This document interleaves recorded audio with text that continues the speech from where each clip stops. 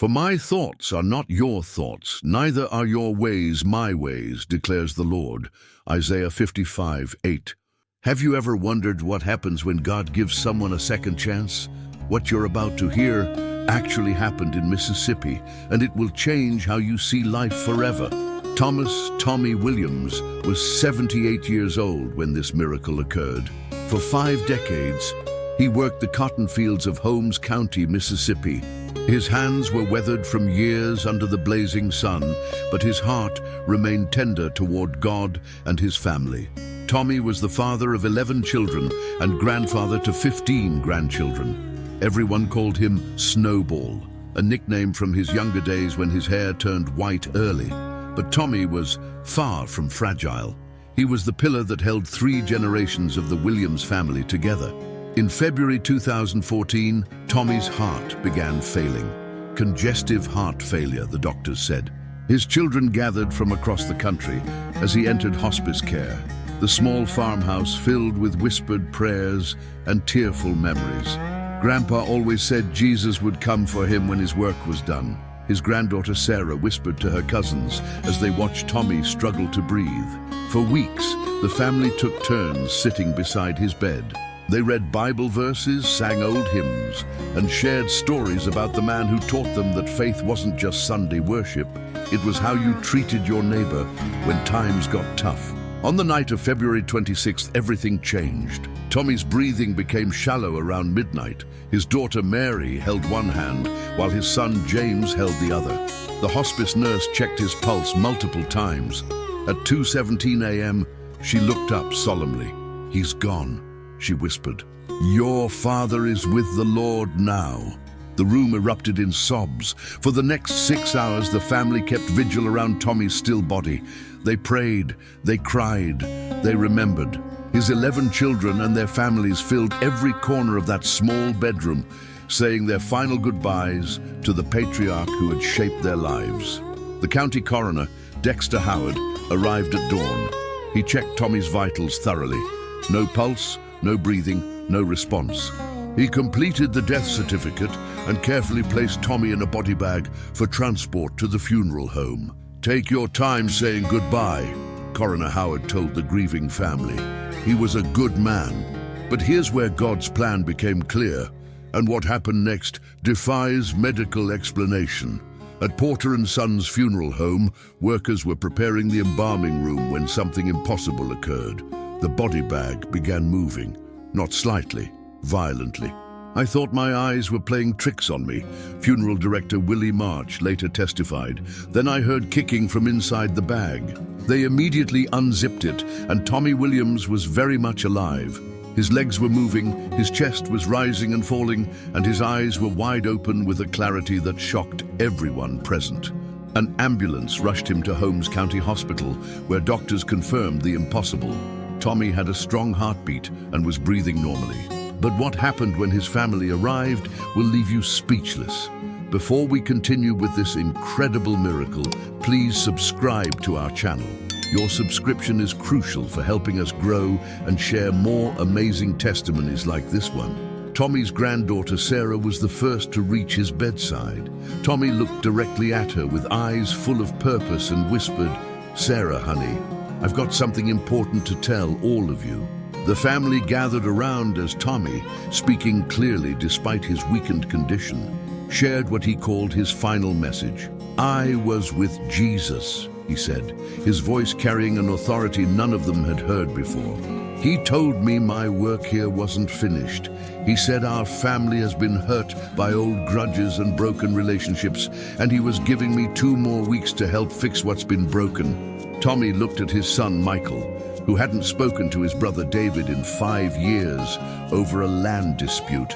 "Michael, you call your brother tonight. Life's too short for this foolishness." He turned to his daughter Patricia, whose marriage was crumbling. "Patricia, your husband loves you. Go home and fight for what matters." For the next 14 days, Tommy became a different kind of miracle worker. From his hospital bed and then back at home, he orchestrated reconciliations that seemed impossible. The brothers who fought over land deed their dispute to mediation and embraced for the first time in years.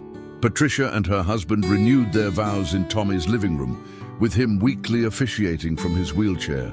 3 other family feuds that had lasted decades were resolved through his gentle but firm guidance. The local pastor, Reverend Johnson, said he'd never seen anything like it. Tommy had this divine urgency. Every conversation was purposeful. Every word carried weight. He was operating on heaven's schedule. Tommy used those extra days to record video messages for each grandchild, sharing specific wisdom for their futures. He wrote letters to be opened on their wedding days, graduations, and times of struggle. But perhaps most importantly, Tommy's miracle became the talk of Holmes County. The story spread through churches, coffee shops, and country stores. People who had lost faith in miracles suddenly found themselves believing again. On March 13th, exactly 14 days after his resurrection, Tommy gathered his family one final time. "My work is finished now," he told them with a peaceful smile. "I've done what Jesus sent me back to do.